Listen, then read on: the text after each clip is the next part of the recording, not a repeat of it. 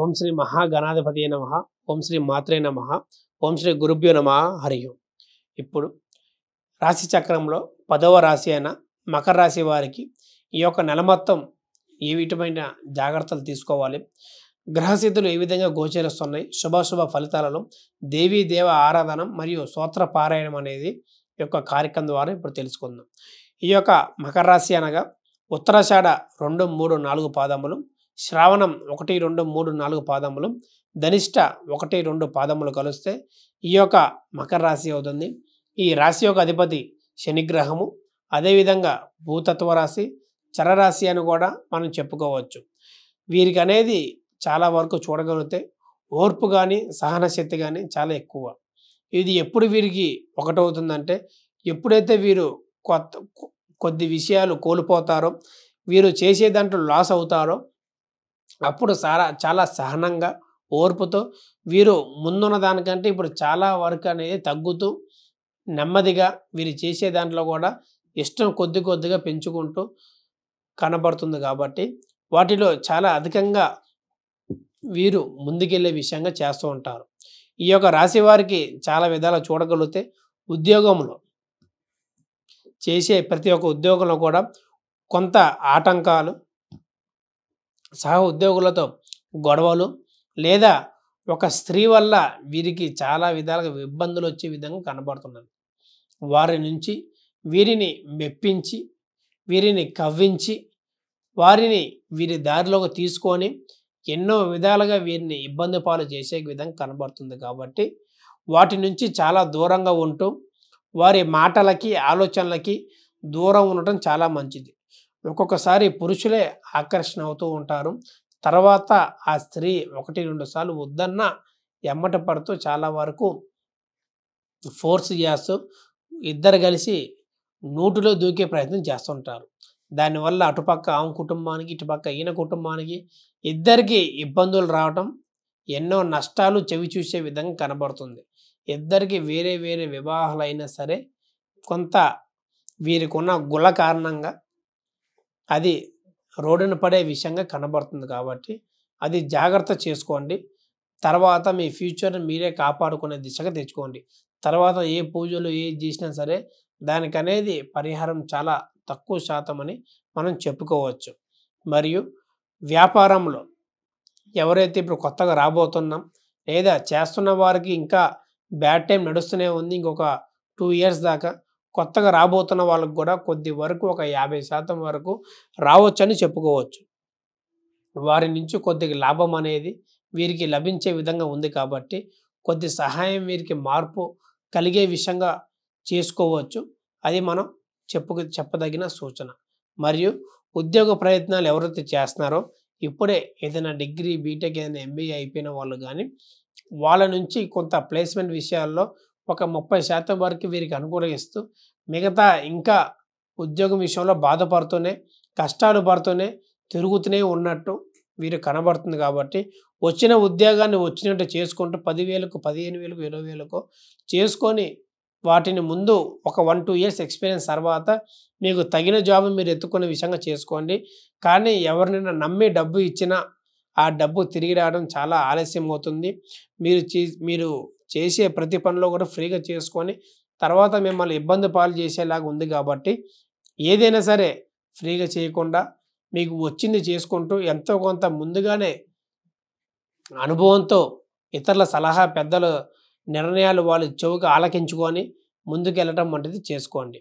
మరియు గృహయోగం కూడా వీరికి అద్భుతంగా ఈ నెల యోగిస్తుంది. గృహం విషయంలో ఇప్పుడు ఉన్నదానికంటే కొత్త గృహం కొనుగోలు చేయటం లేదా వాహనాలు, గృహ ఆరంభము, డబ్బు లభించే విధంగా వీరికి అద్భుతంగా యోగిస్తుంది. ధనం విషయంలో కూడా 1-2 సార్లు వీరికి లభించే విధంగా ఉంది. కాబట్టి వచ్చిన దాన్ని నీలపాలు చేసుకోకుండా జాగ్రత్త చేసుకొని సేవింగ్ చేసుకొని ఎప్పుడు వాడాలి, ఏ విధంగా వాడాలి, ఎట్లా వాడితే మనకి ఉపయోగపరంగా అవుతుంది అనే ఒక వడ్డీ రూపం, ఇంట్రెస్ట్ రూపం కూడా వచ్చే విధంగా చేసుకోండి. దానివల్ల కూడా ఎంతో యోగం అనేది వీరికి కలుగుతుంది.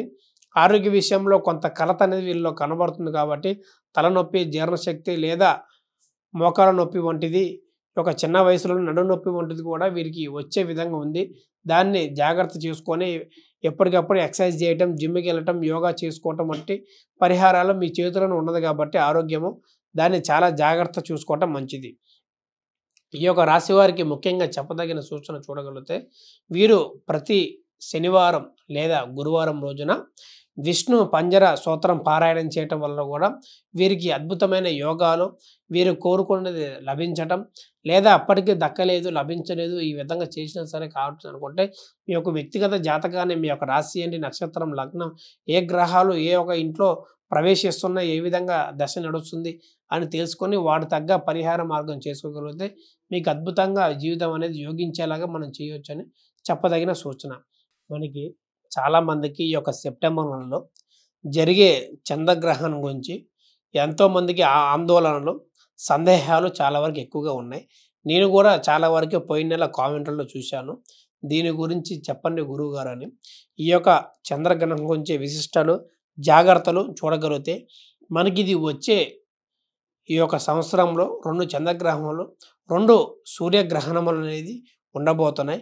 మొదటి చంద్రగ్రహణం అనేది మనకి మార్చి 14వ తేదీన జరిగిపోయింది కాబట్టి, ఈ యొక్క రెండో చంద్రగ్రహణం అనేది మనకి రాబోతున్న సెప్టెంబర్ 7వ తారీఖున ఉంది కాబట్టి, గర్భిణీ స్త్రీలు కానీ, వృద్ధులు కానీ జాగ్రత్తగా ఉండే ప్రయత్నం చేయండి.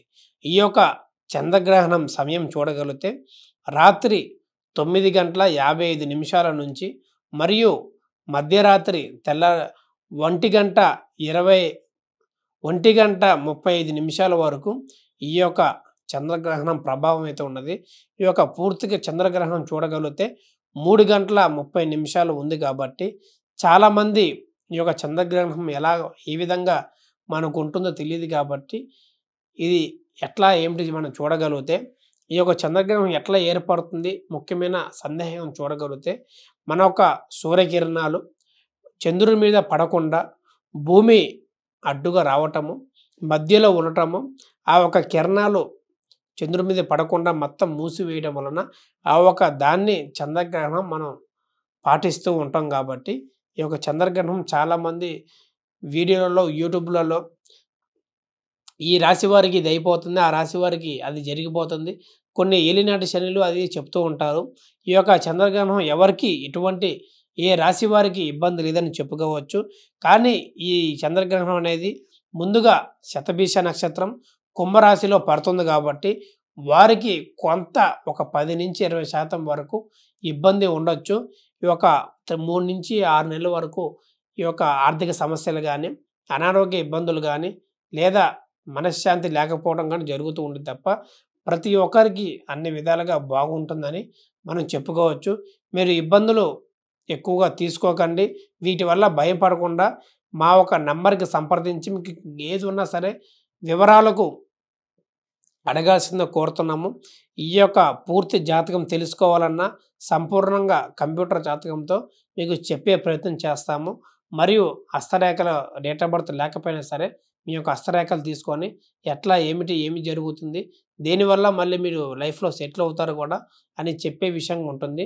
ఒకసారి మీ వ్యక్తిగత జాతకం తీసుకున్న తర్వాత మీ యొక్క లగ్నం ఏమిటి, మీ యొక్క రాశి ఏమిటి, నక్షత్రము, గ్రహాలు ఏ ఇంట్లో సంచరిస్తున్నాయి, మీ యొక్క దశ ఏమి నడుస్తుంది, ఏమి చేయగలిగితే మీ యొక్క సమస్యలన్నిటికీ పరిష్కారాలు లభిస్తాయి. ఉద్యోగంలో కానీ, వివాహంలో కానీ, ప్రేమలో కానీ, ఆర్థిక సమస్యలు కానీ, రియల్ ఎస్టేట్ కానీ, వ్యాపారంలో కానీ దేంట్లో మీరు అద్భుతంగా యోగిస్తారని కూడా మనం చెప్పడం జరుగుతుంది.